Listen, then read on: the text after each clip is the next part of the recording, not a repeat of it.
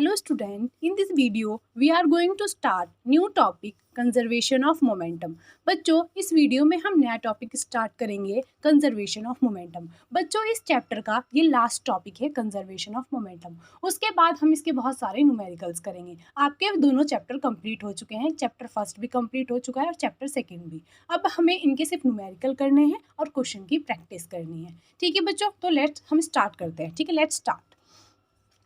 बच्चों मैं आपको बता दूं कंजर्वेशन ऑफ मोमेंटम क्या होता है। सबसे पहले मैं आपको बता दूं मोमेंटम क्या होता था। बच्चों मोमेंटम होता था P इक्वल्स टू, P से हम इसको डिनोट करते थे M इंटू वी।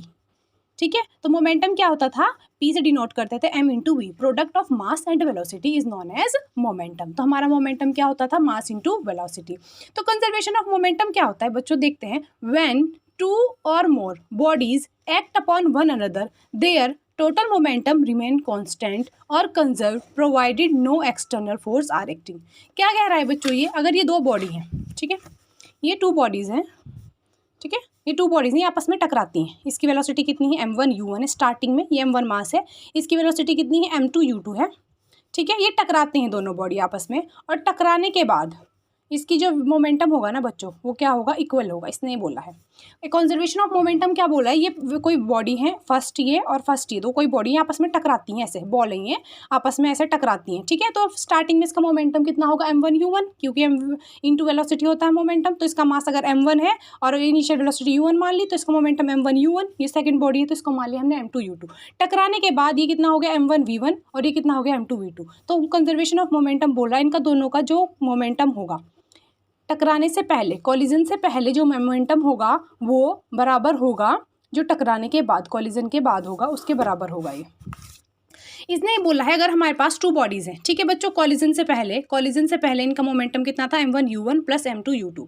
उसके बाद कॉलिजन हो गए, टकरा गए आपस में, तो इनका वेलोसिटी कितनी हो गई, इसकी मोमेंटम हो गया m1 v1 और इसकी हो गई m2 v2। तो कंजर्वेशन ऑफ मोमेंटम बोल रहा है कि m1 u1 plus m2 u2, यानी कि जो इनिशियल में इनका मोमेंटम होगा वो फाइनल मोमेंटम के बराबर होगा। ये उसने बोला है कंजर्वेशन ऑफ मोमेंटम में।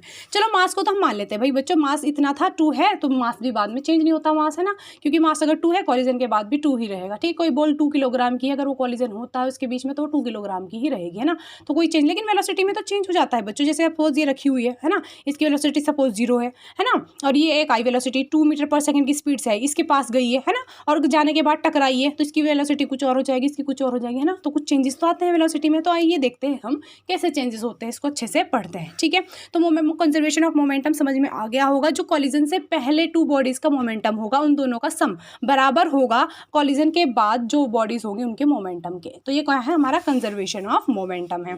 सपोज देखो बच्चों, ये दे रखा है momentum is never created not destroyed. ठीक है, ना तो हम इसको क्रिएट कर सकते हैं और ना ही डिस्ट्रॉय कर सकते। ठीक है, तो सपोज ये हमारे पास दो गाड़ी हैं, ठीक है, m1 इसकी हमारा मास है और u1 से इसकी स्पीड है। ये दूसरी गाड़ी है m2 और u2 क्या है, इसकी स्पीड है। ये दोनों क्या करती हैं, before momentum before collision, collision से पहले इनका मोमेंटम कितना होगा, m1 u1 होगा इसका, प्लस इसका कितना होगा, m2 u2। फिर इन दोनों का कॉलिजन हो गया, यहाँ पे टकरा गई। टकराने के बाद क्या होगा, इसकी वेलोसिटी v1 होगा, इसकी वेलोसिटी v2 हो गई, तो कितना होगा, m1 v1 plus m2 v2। तो कंजर्वेशन ऑफ मोमेंटम क्या बोल रहा है बच्चों, m1 u1 plus m2 u2 equals to m1 v1 plus m2 v2। इतना बच्चों आपको ये नोट डाउन भी करना है। वैसे मैंने आपको नोट सेंड कर दिए थे, लेकिन आपको ये नोट डाउन भी करना है। ओके, ठीक है, तो आपको इसको नोट डाउन भी करना है। उसके बाद मैं आपको बता रही हूँ, सपोज दैट ड्यूरिंग, हम इसका पूरा हम देखते हैं कैसे आया है, ये पूरा करेंगे। सपोज दैट ड्यूरिंग कॉलिजन, मान लेते हैं ड्यूरिंग कॉलिजन, जब कॉलिजन हुआ, the truck exert a force F1। जब हमारे पास कॉलिजन हुआ तो इस ट्रक ने कितना फोर्स लगाया होगा, F1 हमारे पास फोर्स लगाया होगा। ठीक है, and in turn on car के ऊपर इसने, ट्रक ने F1 फोर्स लगाया इस कार के ऊपर। ठीक है, एंड इन टर्न, और वो क्या हो गई, turn the car exert force F2। और तो इतनी टर्न, क्योंकि आपको न्यूटन थर्ड लॉ के अकॉर्डिंग आपको पता है जितना फोर्स इसने लगाया इतना ही इसने लगाया होगा। सपोज इसने F1 फोर्स लगाया और इसने F2 फोर्स लगाया इसके ऊपर, तो हम कैसे लिख सकते हैं इसको, देखो बच्चों, इसका पूरा डेरिवेशन करेंगे हम। जैसे हमारे पास ये है, ये गाड़ी है, ठीक है बच्चों, मैं आपको बताती हूँ। ये हमारे पास दो गाड़ी थी, एक ये थी, ठीक है, बिफोर कॉलिजन, इसका मास m1 था, ये u1 था, ये m2 था, u2 था। आफ्टर कॉलिजन के बाद ये m1 हो गया, ये v1 हो गया, और ये m2 हो गया, और ये हमारा v2 हो गया, है ना। अब मैंने बोला कि ये ट्रक था, सपोज ये ट्रक था, ये कार थी, ये ट्रक था, ये कार थी, है ना। इस ट्रक ने इसके ऊपर F1 फोर्स लगाया, तो तो इसने इसके ऊपर F2 लगाया होगा न्यूटन्स थर्ड लॉ के अकॉर्डिंग। न्यूटन्स थर्ड लॉ में क्या कहा था, जितना फोर्स हम इसके ऊपर लगाएंगे इतना ही फोर्स ये इसके ऊपर लगाएगा, यानी जितना इसके ऊपर लगाया इसने इतना ही फोर्स इसने लगाया होगा। ठीक है, तो हम बोल देते हैं F1 ने कितना फोर्स, F1 ने फोर्स लगाया F1, है ना। तो जब F1 ने फोर्स लगाया होगा इसके ऊपर तो वेलोसिटी यहाँ पर मतलब F1 लगा तो वेलोसिटी चेंज हो गई हमारी, मतलब कितनी हो गई U2 और यहाँ पर कितनी हो गई VT। तो एक्सेलरेशन मतलब हमारा A2 कितना चेंज हुआ होगा बच्चों, V2 minus U2 upon T, यानी कि इस बॉडी के ऊपर लगाया ना बच्चों, इस बॉडी के ऊपर फोर्स लगा ना, तो वेलोसिटी कितनी हो गई V2 और U2, V2 minus U2 upon T। बड़ी ये वेलोसिटी हमारी हो गई, फाइनल वेलोसिटी में से इनिशियल वेलोसिटी माइनस कर दिया। F1 ने इसके ऊपर लगाया और एक्सेलरेशन क्या होता है बच्चों, change in velocity upon time taken. तो F1 कैसे निकाल लेंगे बच्चों हम, M2 A2, है ना। M2 कितना है हमारा एज इट इज़ और A2 कितना आया V2 minus U2 upon T, है ना। उसके बाद हम F2 निकालेंगे। F2 ने इस साइड लगाया तो F2 इस साइड लगेगा, अगर F2 हमारा इस साइड लगेगा तो F2 निकालना है हमें, तो F2 इस साइड लगेगा तो एक्सेलरेशन कितना आएगा हमारा V1 minus U1 upon T, है ना। उसके अलावा F2 निकल जाएगा M1 A1 पर लगाया ना इसने, इस पे लगाया ना फोर्स बच्चों, है ना। M1 तो कितना हो जाएगा हमारा M1 और A1 की जगह V1 minus U1 upon T।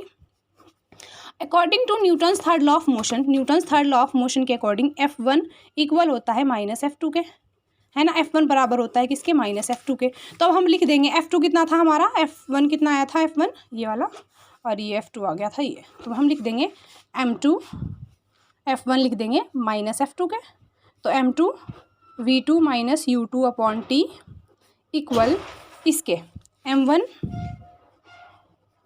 V1 minus U1 upon T।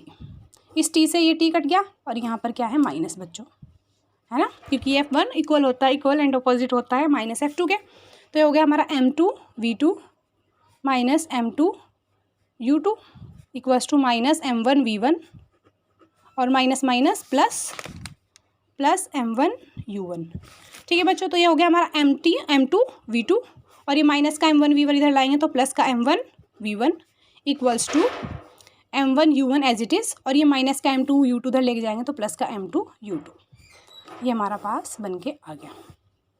ठीक है बच्चों, तो मैं आपको एक बार और बता देती हूँ कैसे किया। सपोज इस वाले ट्रक ने, ये ट्रक था, इसने इसके ऊपर फोर्स लगाया कितना, F1 फोर्स, F1 इसके ऊपर लगाया तो एक्सेलरेशन कितना होगा, change in velocity upon time taken. Acceleration क्या होता है, change in velocity upon time.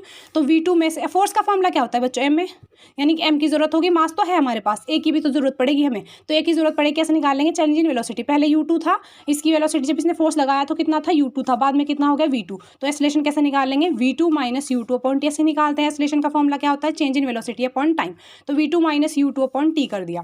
फिर F1 निकाल लिया, M2 A2 निकालेंगे, तो M2 तो है हमारे पास, मास तो है, और A2 के जगह लिख दिया V2 minus U2 upon T, equation first. ऐसे ही F2 निकाला, यानी इसने इसके ऊपर फोर्स लगाया, तो M1 और A1 कैसे निकालेंगे, पहले कितनी वेलोसिटी थी हमारी, U1 थी, बाद में V1 हो गई थी, तो V1 minus U1 upon T इसमें मैंने पुट किया। F1 according to Newton's third law, Newton's third law के अकॉर्डिंग क्या होता है बच्चों, F1 बराबर होता है माइनस F2 के, है ना। न्यूटन्स थर्ड लॉ बोलता है F1 बराबर होता है माइनस F2 के, तो मैंने F1 को बराबर रख दिया है माइनस F2 के। तो मैंने जब इक्वेशन पुट करी तो मेरा इक्वेशन आ गया, T से T कट गया, ये आ गया M2 V2 plus M1 V1 equals to M1 U1 plus M2 U2। यही तो था बच्चों, initial velocity M1 U1 plus M2 U2, पहले इसको लिख लो, बाद में M1 V1, इसको ऐसे भी लिख सकते हैं बच्चों, प्लस में चाहे तो हम 2 + 3 लिख दें या 3 + 2 लिख दें, बात तो सेम ही है ना। तो M2 V2 M1 U1 plus M2 U2 equals to M1 V1 plus M2 V2। तो बच्चों ये आपका कंजर्वेशन ऑफ मोमेंटम प्रूफ भी कर दिया हमने, इसका डेरिवेशन भी कर दिया और इसकी डेफिनेशन भी समझ ली।